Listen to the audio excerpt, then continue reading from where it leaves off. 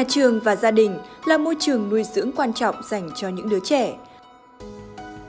Những đứa trẻ của thế kỷ 21 cần có những trải nghiệm tích cực và có nhiều kỹ năng mới để có thể cân bằng nhiều yếu tố trong cuộc sống, bồi đắp thêm sự tự tin và được trao cơ hội để tạo nên sự khác biệt. Vậy làm thế nào để làm được điều này? Học thông qua chơi sẽ giúp trẻ phát triển thể chất, nhận thức, xã hội, cảm xúc, sáng tạo, những kỹ năng quan trọng hỗ trợ trẻ kiến tạo cuộc sống thành công và hạnh phúc trong tương lai.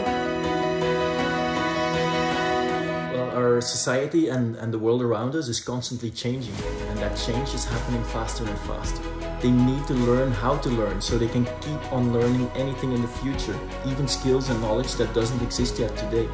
Through this project, we want to show the Vietnamese community, the teachers, but also the parents, that learning happens everywhere. Learning through play, it is exactly this level of deeper learning that is being addressed. And it's stimulating and developing these critical 21st century skills. Học thông qua chơi, cẩm nang hoạt động giáo dục dành cho giáo viên và phụ huynh có con ở bậc tiểu học.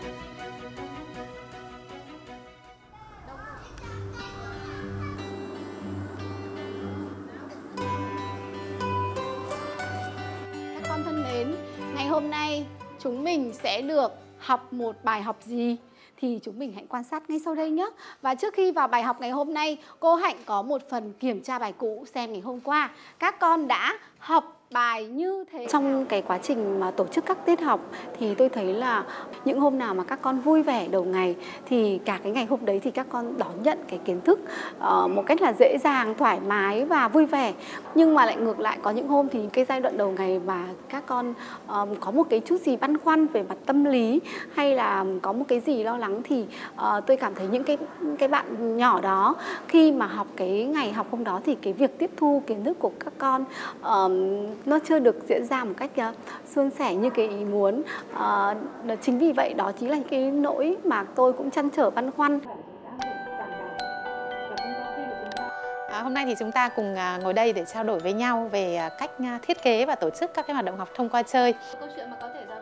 Cố vấn của chương trình cùng với các giáo viên đã cùng họp bàn với nhau để tìm ra phương án tốt nhất cho việc áp dụng học thông qua chơi, với mục tiêu làm sao cho học sinh có được tâm thế và năng lượng tốt nhất trong một ngày học mới. Vấn đề ở đây là mình luôn luôn phải hiểu rằng dù ta tổ chức bất kỳ hoạt động nào hay chọn lựa bất kỳ phương pháp nào thì điều quan trọng nhất đó là cái hoạt động đó, cái phương pháp học tập đó nó mang lại cái giá trị giáo dục gì cho học sinh. Ở đây thì mình muốn tìm những cái hình thức nó vui vẻ, hấp dẫn và tạo cái sự hứng thú, tạo cho các con có những cái năng lượng để đón chào những cái ngày mới. Một tiết học tuy nó rất là ngắn 15 phút nhưng mà nó cũng sẽ phải có những cái hoạt động ổn định.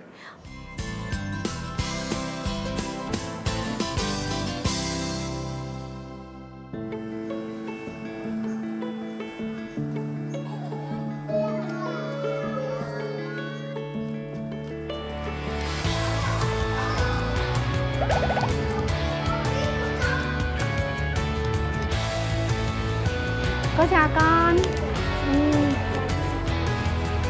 Chào cô gái nhé.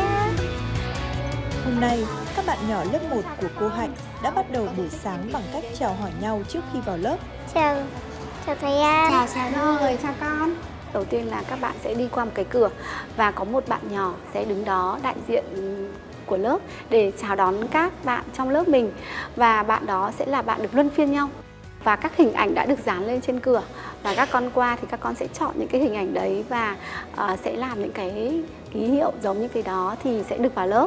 Cái tiết chào buổi sáng, mục đích của nó sẽ là tạo cái tâm thế cho học sinh khi mà bước chân vào nhà trường.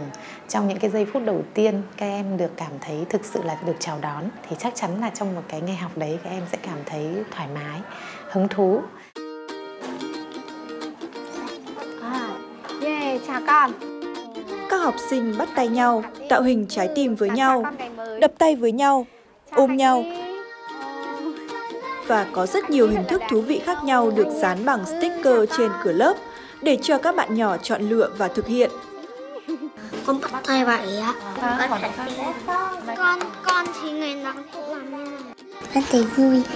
Sự sẵn sàng trong một ngày mới ở đây được hiểu rằng là bên cạnh việc sẵn sàng về mặt đồ dùng học tập, về mặt tài liệu học tập, về mặt thời gian học tập, thì một trong những yếu tố rất quan trọng mà các con phải có được đó là sự sẵn sàng về mặt tâm thế.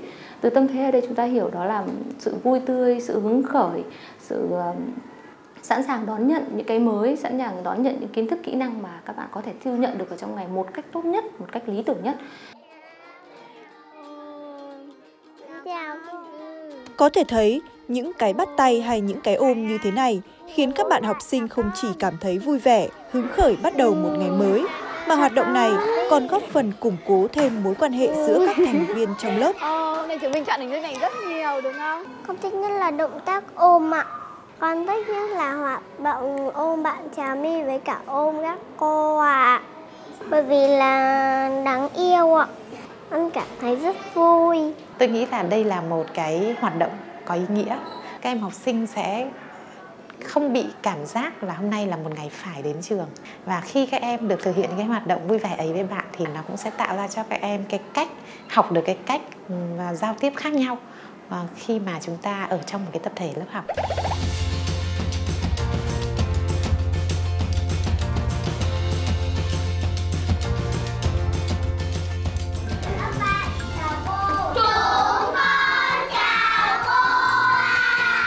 Hoạt động đầu giờ sáng thì thường diễn ra trong vòng có 15 phút thôi. Sẽ có hoạt động đầu tiên đó là hoạt động check-in này.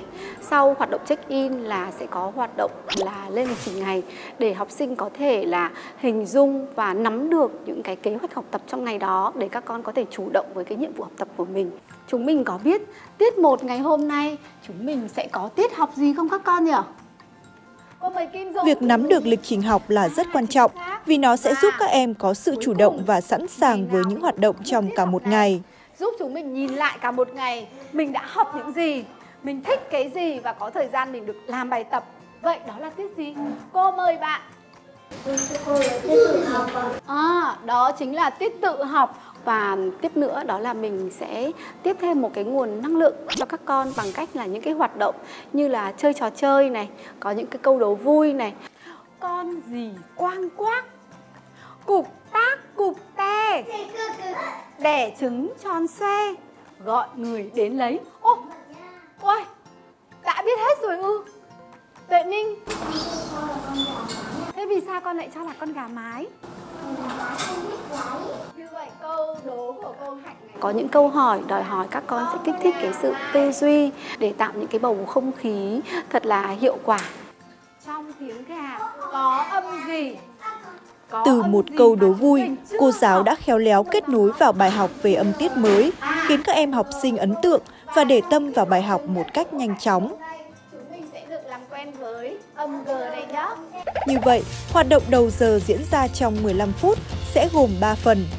Check-in chào buổi sáng, lên lịch trình học trong ngày và cuối cùng là các trò chơi kết nối vào bài học.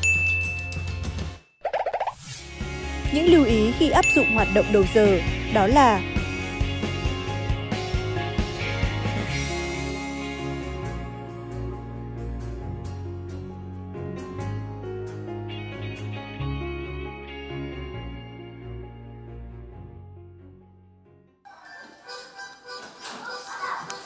giờ chào buổi sáng đầu ngày là khoảng thời gian tạo tâm thế cho học sinh sẵn sàng bước vào các hoạt động trong một ngày ở trường. Khung giờ này cũng nhằm mục đích tạo ra và tăng sự kết nối giữa các học sinh, là cơ sở để xây dựng cộng đồng lớp học. Chúng ta hãy cùng xem các tiết học của cô Hạnh diễn ra thế nào sau đó. Cả lớp chúng mình đọc cho cô. Sau cái quá trình triển khai thì tôi cũng nhìn thấy là tỷ lệ các bạn có những cái nguồn năng lượng dồi dào trong ngày mới thì nhiều, rất là nhiều, đáng kể. Các con vui vẻ này, hào hứng hơn này. Xem con gà nào làm giống nhất luôn. Trong tiết học, cô Hạnh còn có những trò chơi vận động thú vị, khiến cho lớp học trở nên sống động và hấp dẫn với các em học sinh. Cái mối quan hệ cộng đồng của các con như là được thúc đẩy lên, hòa nhập với nhau hơn, thân thiện với nhau hơn trong cái quá trình học tập và sẵn sàng chia sẻ những cái ý kiến của mình trong cái quá trình học tập. Các đặc điểm của học thông qua chơi: vui vẻ, tương tác xã hội, tham gia tích cực, nhiều cơ hội thử nghiệm. Có ý nghĩa, khi giáo viên tổ chức hoạt động học tập thể hiện được 5 đặc điểm này, nó sẽ giúp trẻ học tốt nhất. Các hoạt động không bắt buộc phải có đủ 5 đặc điểm này. Có thể thấy rõ nhất, hoạt động đầu giờ của cô Hạnh có sự vui vẻ bởi các em được chọn lựa cách chào buổi sáng cho riêng mình một cách hứng thú. Có tương tác xã hội khi các em có một hoạt động chung với nhau. Và có ý nghĩa vì những hoạt động này đều mang lại sự gắn kết, rèn luyện tính tự chủ thông qua việc lập kế hoạch và bắt đầu một ngày mới với năng lượng tích cực. Cơ thể của các con thả lỏng từ đầu đến chân. Đó, và chúng ta hãy cùng xem một số những gợi ý khác để khởi động một ngày mới cho trẻ. Hiện ra trước mắt con. Như lớp học này, cô giáo đang cho các học sinh thư giãn đầu giờ bằng cách nhắm mắt lại và tưởng tượng. Chiếc cầu vồng ấy có màu sắc ra làm sao? Có màu đỏ này, màu vàng. Hoạt động này giúp trẻ tăng khả năng tập trung, sáng tạo, cân bằng cảm xúc để trẻ có một tâm thế tốt, đón nhận những điều mới trong cả một ngày. Các bạn, những bạn nào sẽ thích tham gia trò chơi với cô Dung nào? Giơ tay. Rồi, nếu mà thích thì sẽ giơ lên thật là to để sẵn sàng nào. Tôi nghĩ là hoàn toàn có thể có những cái cách triển khai khác nhau, tùy thuộc vào mỗi một cô giáo, cái sự sáng tạo của mỗi một cô giáo, cũng như là tùy thuộc vào cái đặc điểm học sinh của cái lớp của mình. Hoặc một lớp học khác, cô giáo lại cho các em ngồi xem vòng tròn và chơi trò chơi để giúp các em có sự kết nối, vui vẻ với các bạn trong lớp.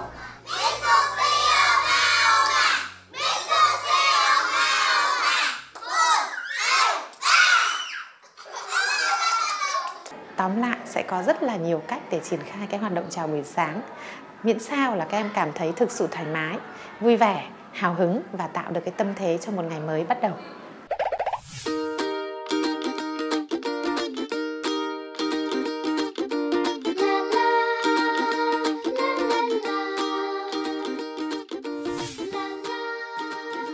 Thông qua học mà chơi, chơi mà học, trẻ sẽ được phát triển các kỹ năng một cách toàn diện như các kỹ năng thể chất, xã hội, nhận thức, sáng tạo, cảm xúc và cách các kỹ năng đó bổ sung và tương tác lẫn nhau trong tương lai.